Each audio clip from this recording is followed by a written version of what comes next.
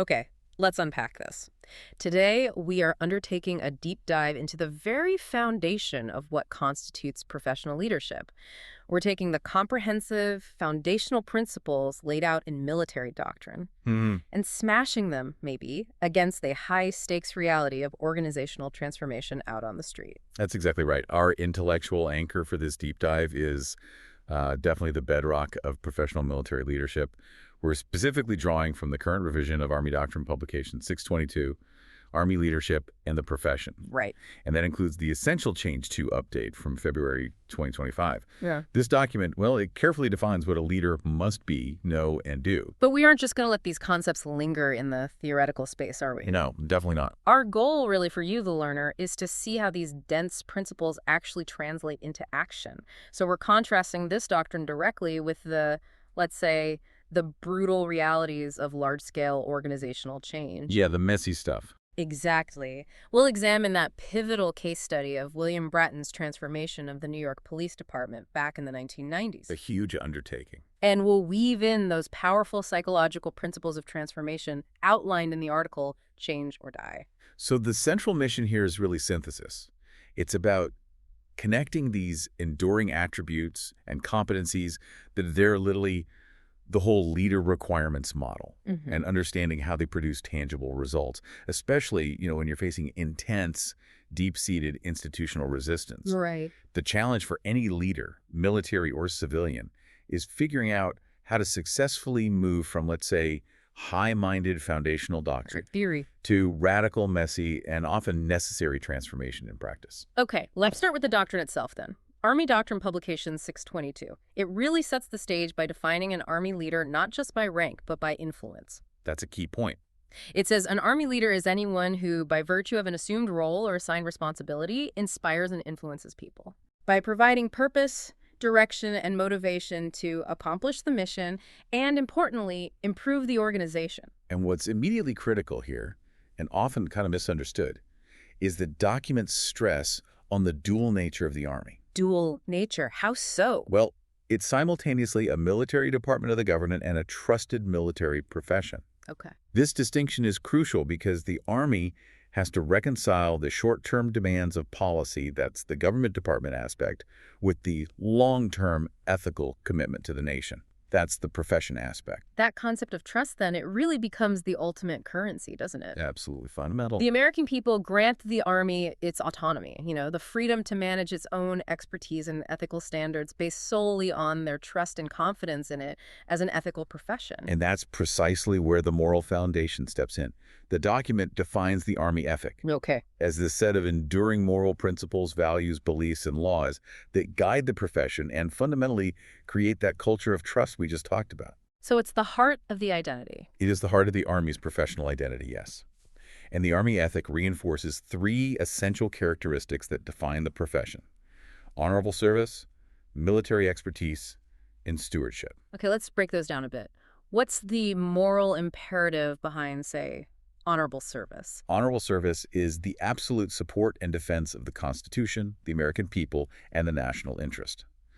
Now, this means obeying all legal orders, of course, but crucially, it requires Army forces to reject and report illegal, unethical, or immoral orders or actions. So there's a check A there. vital one. It's a lifelong commitment to ethical decision-making, acknowledging that accountability is owed primarily to the Constitution, not just to a specific leader or, administration. And then military expertise. That sounds like it requires demonstrated competence. It does. Expertise involves the ethical design, generation, support, and application of land power. And this is where competence meets character. Okay. The doctrine makes it crystal clear that moral failure compromises the internal bond of trust among members, as well as the external trust with the American people. Misconduct, even by just a few, undermines trust and brings discredit to the entire profession. It's all interconnected then. Completely. If one member's expertise is compromised by a lack of ethics, the whole system suffers. Right. And the third characteristic was stewardship. This is the idea that professionals are accountable for, advancing the profession itself for the next generation. That's it, exactly. And stewardship is complex because it operates on both the organizational and the individual level. How does that work? Well, organizational stewardship involves creating a professional climate that strengthens mutual trust and fosters cohesive teamwork. But leaders must also be stewards of resources and people, and that tension I mentioned earlier comes into play here. The short-term versus long-term. Yes. Leaders must use sound judgment to balance short-term political pressures, things like budget cuts or sudden resource reallocations, with the long-term health and ethical development of the professional force. So they have a duty to pass on something better. A better, stronger, and more ethical organization than they inherited. That's the core of stewardship. And linking all this back to the practical realities of command, the doctrine emphasizes that trust has a direct, almost quantifiable impact on mission efficiency. Precisely. Trust among commanders, subordinates, partners. It allows for rapid task organization and delegation. Leaders delegate greater authority to subordinates whose technical and tactical competency they trust. Makes sense? And whose judgment they trust. If trust is low, the system just slows down. Everything gets checked and rechecked. But if trust is high... Disciplined initiative flourishes. People feel empowered to act within the commander's intent. Okay. So the ultimate expression of this whole moral framework is found in the Army values. The document defines these as the practical application of the Army ethic. That's right, the 7 core components: loyalty, duty, respect, selfless service, honor, integrity, and personal courage. Personal courage. That one seems particularly relevant, especially because it's not just about facing physical danger, right? Absolutely not. It's the ability to face fear, danger, or adversity. And that includes both physical and moral courage. Moral courage being? The willingness to stand firm on values, principles, convictions. The doctrine explicitly points out that offering careful professional judgment candidly, even when it's tough, even when it's difficult or unpopular to superiors, peers, subordinates, that is a profound expression of personal courage. So the bottom line ethical expectation, tying this entire framework back to purpose, is what? It's the ethical, effective, and efficient accomplishment of the mission. Simple as that. Well, the text is pretty unambiguous.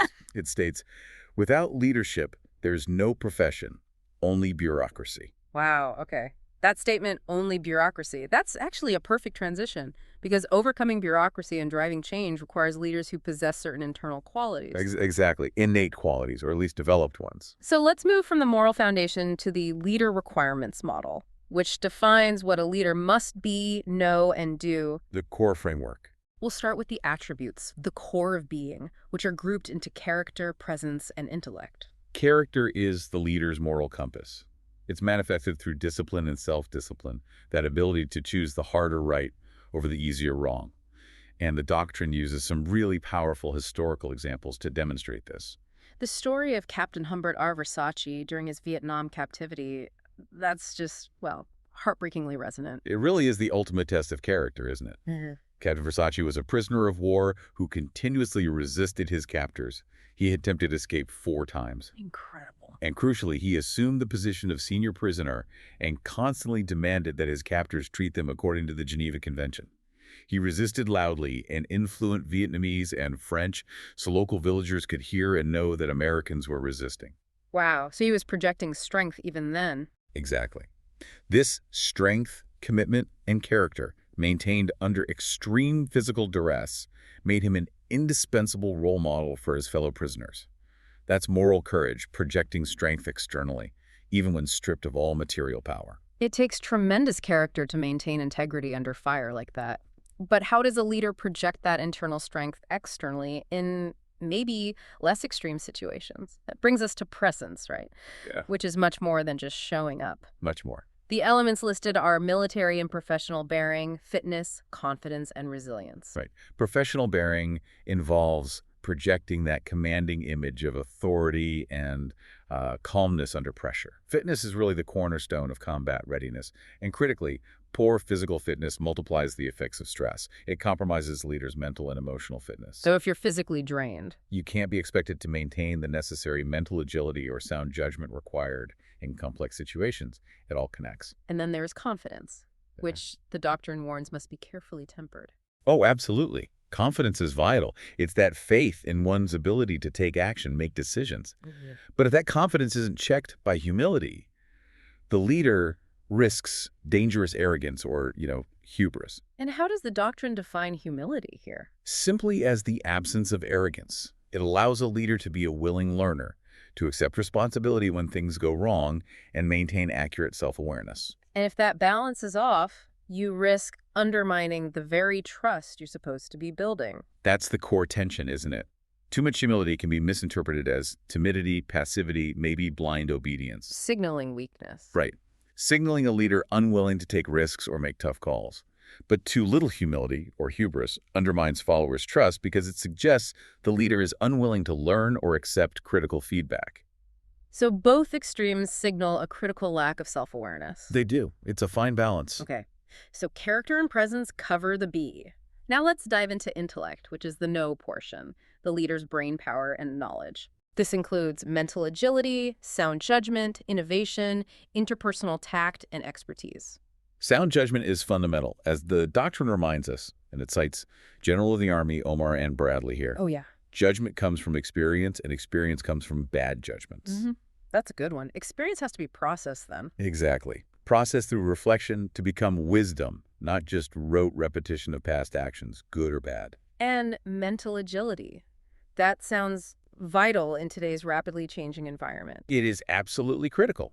It's the ability to think flexibly, adapt quickly. Yeah. Mental agility keeps leaders from fixating on the wrong problems or relying on outdated solutions. It relies heavily on critical thinking, examining a problem in depth from multiple points of view, and creative thinking, synthesizing new ideas. And without that agility, The organization quickly loses adaptability. It leads to the kind of institutional rigidity that, Bratton faced head-on in the New York Police Department. let's talk about interpersonal tact. This feels like an attribute that would be absolutely critical when dealing with institutional resistance and change. Oh, indispensable. Interpersonal tact is the ability to interact effectively with others, manage conflict, maintain good working relationships, especially across diverse groups. So it's knowing what to say. And when to say it, and how to deliver the message to get the desired outcome without causing unnecessary offense or resistance. In multinational environments or, in the case of Bratton managing disparate police factions, tact is the lubricant. It allows communication and collaboration to occur even when people fundamentally disagree. Okay. The final component of intellect is expertise. The document breaks this down into 4 distinct areas. Yes, and this is critical for professionalism. We are talking about tactical knowledge, how to fight, technical knowledge, the specific systems and technologies, Right. joint knowledge, understanding inter-service operations, and the often overlooked cultural and geopolitical knowledge. And leaders have a moral obligation to keep learning in all these areas. A moral obligation, yes. To continuously improve all 4 areas, ensuring they possess the comprehensive knowledge necessary to make effective and ethical decisions. And that cultural piece, why is it so emphasized in the doctrine? Seems particularly relevant today.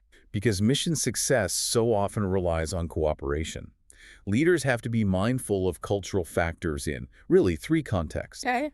Sensitivity to unified action partners' backgrounds, awareness of the local area culture where you're operating, and consideration of partners' customs and even their doctrine. And if you neglect that? Neglecting cultural expertise can lead directly to mission failure, ethical breaches, or the alienation of necessary allies. It's just that important. Okay, now we transition from the attributes, what leaders are and know, to the competencies. This is what leaders do. Leads, develops, and achieves. Right, the observable behavior of leadership. Let's start with leads. The lead's competency is fundamentally about influencing people, providing purpose, direction, and motivation. And this is where the doctrine makes a really crucial distinction, which will be highly relevant when we discuss Bratton's methods. Oh, yeah. What's that? The difference between seeking compliance and gaining commitment. Okay. Compliance means just conforming to a demand, right? Usually achieved through methods like pressure, maybe legitimating relying on formal authority or exchange, offering something in return. Exactly. And compliance might get the job done today, but it's fragile. It doesn't last. Right. But commitment, that's willing dedication or allegiance, that sustains performance over time. That's the goal. Leaders generally achieve commitment through things like collaboration, rational persuasion, inspirational appeals, apprising, explaining the mission's importance, and participation. So commitment emphasizes empowerment and that long-lasting trust again. It does. For example, collaboration occurs when the leader actively steps in, offers resources, or even shares in the workload. That makes the shared goal more attractive, builds buy-in. So what if a leader is trying these techniques, trying to gain commitment, but still faces resistance. Does the doctrine offer guidance? Yes, it has a specific mandate for the initial response. The leader must confront resistance quickly. Don't let it fester. Okay. But the first required response is understanding the underlying reasons for the opposition. Why are they resisting? So find the why. Find the why. Resistance often stems from a lack of trust, maybe a lack of understanding of the purpose, or perhaps concerns about personal well-being. Leaders have to determine the causes and address them constructively. Sometimes just overtly acknowledging the resistance can be the first step in reducing it. Interesting. Okay, let's move to the second competency. Develops. This includes preparing self, creating a positive environment, fostering esprit de corps, developing others, and stewarding the profession. Preparing self is fundamentally rooted in self-awareness. Knowing yourself. Exactly. The doctrine stresses that leaders who are truly self-aware seek out feedback, even if it's painful. They're open to self-critique. A key behavioral marker is that they hold themselves to higher standards than their subordinates and look to themselves first when subordinates are unsuccessful. Rather than blaming down. Precisely. Oh, wow. Self-critique, using questions like, okay, what happened? How did I react? How will I apply what I learned? That's the engine of continuous development. And the environment leaders create is also key. The text distinguishes between organizational climate and culture, a distinction that seems highly relevant in large organizations like the New York Police Department. It's a critical distinction. Yep. Climate is the shorter-term, localized experience, how people feel about their specific team or organization right now. Okay. Climate changes with leadership and personnel turnover. Leaders have a direct and immediate effect on climate through their actions, decisions, standards. Whereas Culture is long-lasting. It's rooted in tradition, values, history. It characterizes the institution over time. The leader's job is to enforce climate standards that reflect the Army values until, over time, those standards become the ingrained cultural norms. So Bratton's entire tenure was essentially an exercise in changing the climate to eventually shift the culture. That's a great way to put it, yes. Within this develops competency. Leaders have three primary distinct roles for developing subordinates: counseling, coaching, and mentoring. It's easy to confuse these terms. They are distinct, and they serve different purposes. Counseling is formal or informal, used by the superior to guide subordinates to improve performance and develop their potential. Critically, it results in an action plan. That ensures accountability for addressing development needs. Okay, so counseling is performance and potential focus with a plan. What about coaching? Coaching relies on teaching and guiding for a specific skill, task, or behavior. The coach must possess considerable knowledge in that specific area.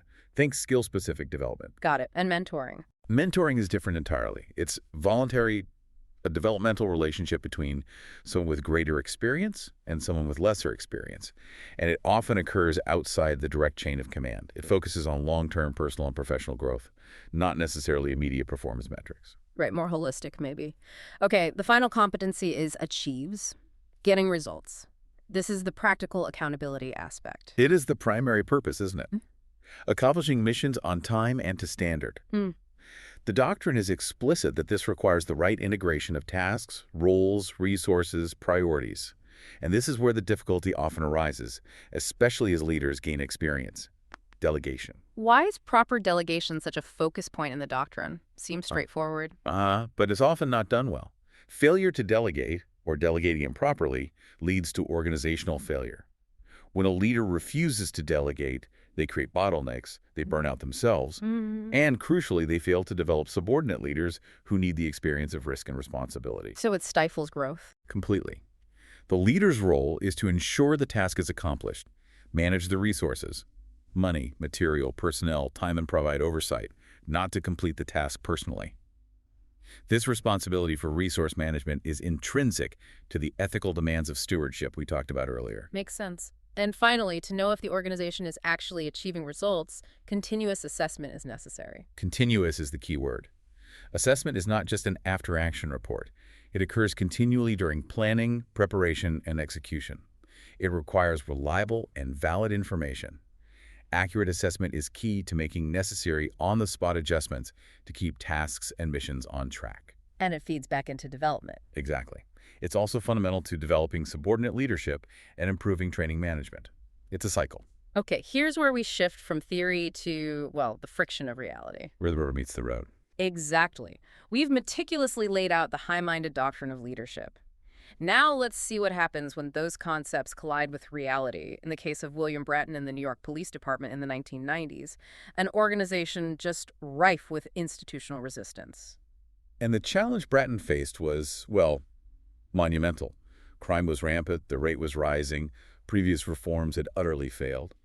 The case study, Change Begins from Within, William Bratton in the New York Police Department notes that the prevailing belief among internal leaders was that crime was just an inevitable social phenomenon. That nothing could be done. Pretty much. Yeah. That little could be done to reverse the decline.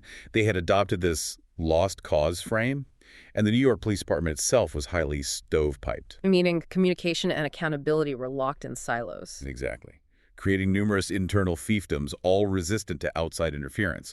It was structurally designed for stagnation. So when Bratton was appointed police commissioner, he didn't just accept the job. He made this outrageously bold promise to Mayor Giuliani. Yeah, that was something. A 40% reduction in felony crime in 3 years, and a measurable reduction in public fear within 4 years.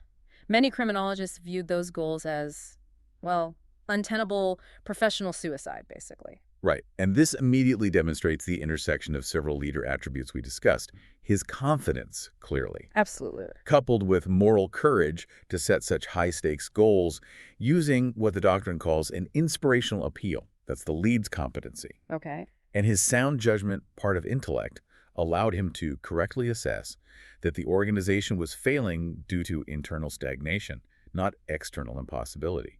He saw the potential. And he acted decisively right away, applying pressure to signal that the old climate was just gone. Immediately. He requested the resignations of many senior staff officers and fired others who were resistant or, frankly, incompetent. This demonstrates the use of the pressure and legitimating influence methods, part of the lead's competency to secure compliance initially. But also, crucially, to surround himself with competent, adaptive, critical thinkers. People who demonstrated mental agility and innovation. This initial act was necessary to break the rigidity of the old culture. He needed a new team. His core strategy, though, the thing most people associate with him, was the implementation of the broken windows theory, or quality of life policing. Right. This approach, developed by Wilson and Kelling, focuses on fixing the small problems, the proverbial broken window, before they escalate.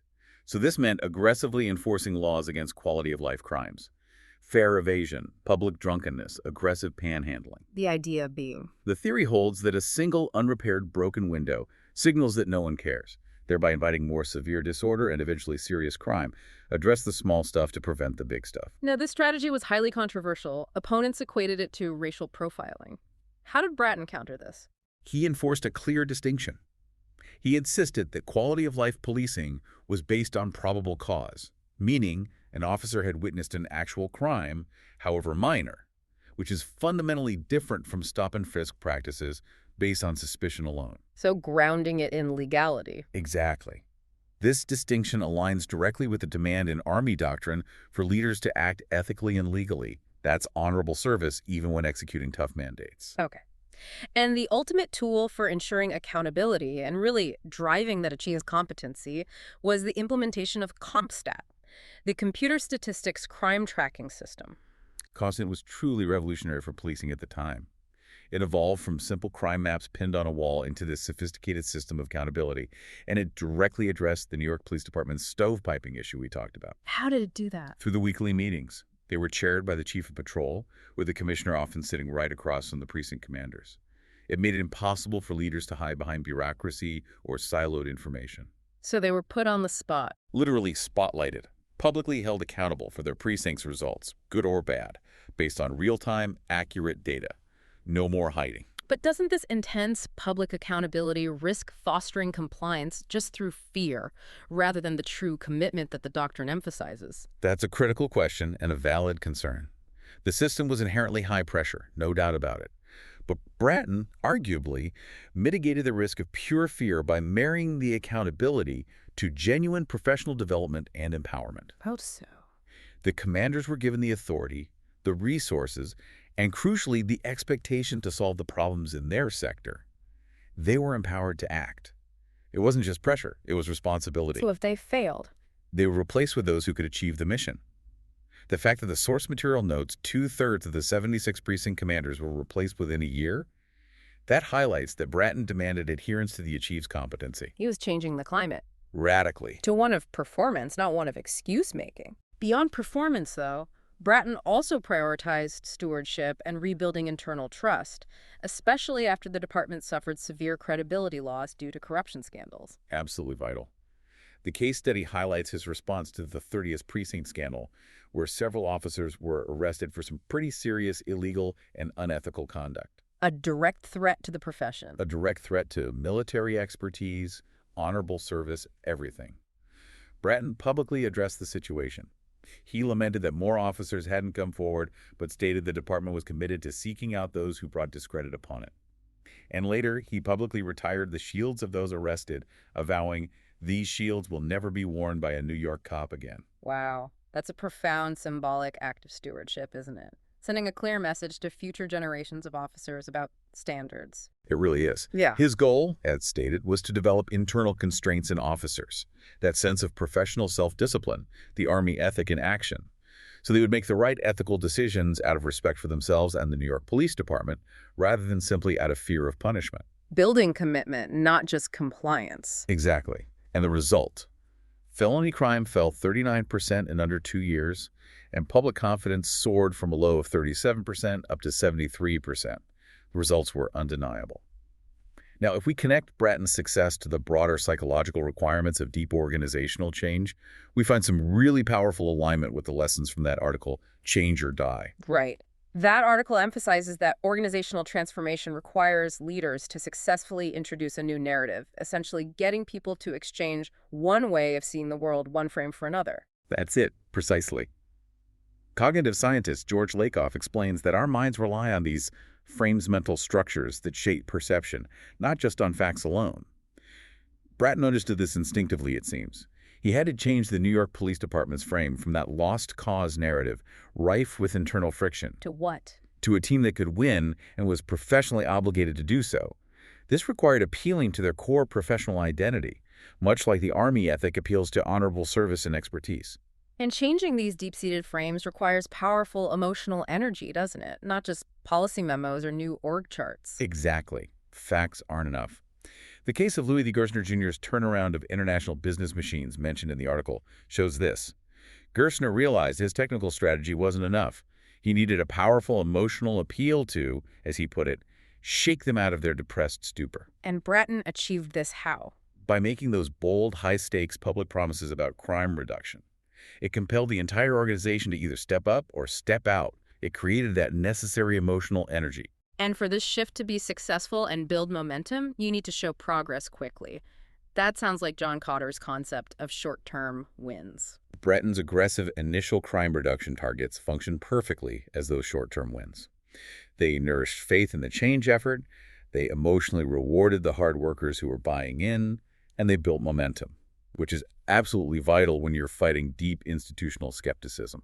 Because if the crime rate hadn't fallen dramatically in that first year, The entire movement could have lost credibility and just stalled out. Those early wins were critical proof points. but the change or die lesson also tells us that radical change needs multifaceted support, especially down at the operational level, where the resistance is often most entrenched. It can't just be top-down pressure. Absolutely. Organizational change often fails in the middle because managers lack the confidence that the new processes will actually work or align internally. Bratton addressed the New York Police Department's structural rigidity, that stovepiping, by establishing 12 re-engineering teams. Okay, tell me about these teams. They were composed of over 300 officers of every rank, examining everything from uniforms and technology to discipline policy. That's right, a broad cross-section. And they specifically tackled the structural failures that were impeding the achieves competency. Like what? Well, for example, the teams addressed how technological silos prevented precinct commanders from seeing citywide crime patterns, making CompStat less effective initially. They tackled procedural complexities in the internal affairs system that actually, perversely, encouraged covering up corruption rather than self-reporting. So getting the boots on the ground involved. Exactly. This grassroots involvement did two things. It facilitated rapid, two-way communication up and down the chain, breaking the silos. And crucially, it created ownership. Officers felt they had a vested interest in the success of the new policing methods because they had helped design the new structure. It wasn't just being imposed on them. The grassroots involvement links directly back to the lead's competency method of gaining commitment through participation and collaboration, doesn't it? It absolutely does. It makes subordinates not just compliant executors, but invested architects of the change. Much more powerful. Finally, let's link this back to the importance of continuous learning and growth, essential to the leader competency of developing self and others. Alan Deutschman's research in Change or Die underscores the danger of professional rigidity. Yeah, this is a really interesting point. He argues that people often mistake just being active, being busy, for continuous learning. But true mental rejuvenation Is only activated by complex new learning things outside your comfort zone. So specialization, while valuable for expertise, can actually instill rigidity over time. That's the key takeaway, and it's a profound warning for organizational leaders. You must consistently prepare subordinates for broader, more complex responsibilities. Why? To overcome the cumulative weight of specialized experience, which makes change harder and harder over time. So if you stop acquiring complex new knowledge, You lose the ability to adapt, which makes the doctrine's emphasis on mental agility and lifelong professional development not just a nice-to-have, but an institutional necessity for survival. so what does this all mean? We started with the foundational doctrine, the leader requirements model, and we saw it successfully applied, albeit maybe forcefully, in the high-stakes, real-world context of the New York Police Department's transformation under Bratton. I think what the Bratton case really demonstrates is the universal applicability of Army Doctrine Publication 622's enduring principles, building trust, demanding accountability through performance that achieves understanding the situation through curiosity and critical thinking, intellect, and developing competence in subordinates develops. These are the actions that fundamentally change the culture of a massive, resistant organization. The principles hold. It really shows that the hardest part of leadership is often not just developing the strategy, but successfully changing the human element, doesn't it? Without a doubt. It means aligning the actions of thousands of individuals through clear purpose, maybe some emotional appeal, and definitely fierce accountability backed by visible consequences. Bratton took command, made his intent crystal clear 2 levels down to the precinct commanders, and ensured their success or failure was immediately visible through ComStat. There was nowhere to hide. So this raises an important question for you, the listener, to consider. In the environment you influence, are you relying primarily on compliance through pressure and your formal position? Or are you actively earning the commitment necessary to sustain change, even when things get tough? The doctrine on influencing others is quite clear. Commitment emphasizes empowerment and long-lasting trust. And that seems to be the only way to overcome the inevitable friction and resistance in organizational life. I believe so. And Bratton's legacy really confirmed that fundamental truth. Significant organizational transformation has to begin from within. The highest levels of leadership must embody stewardship by actively shaping the culture, ensuring directives, policies, programs, systems are all ethical, effective, and efficient. It starts at the top. Therefore, the final provocative thought we leave you with, synthesized from all these sources, is this. General of the Army George C. Marshall once addressed the first officer candidate school class, and he said something profound.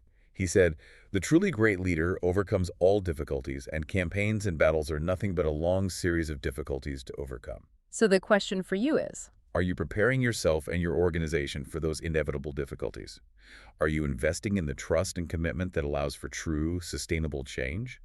Or are you just managing the daily bureaucracy until the next crisis forces your hand? the answer perhaps lies in the rigor of your professional ethic.